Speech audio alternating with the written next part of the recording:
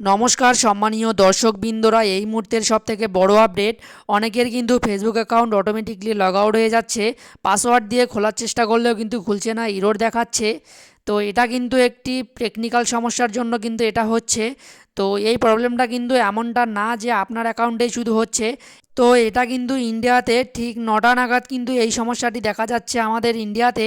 তো আপনাদের আবারও জানিয়ে রাখি, এটা কিন্তু এমন না যে আপনার সাথেই হচ্ছে, পৃথিবী জুড়ে কিন্তু সমস্ত ফেসবুক ইউজারদের সাথে কিন্তু এই প্রবলেমটা হচ্ছে।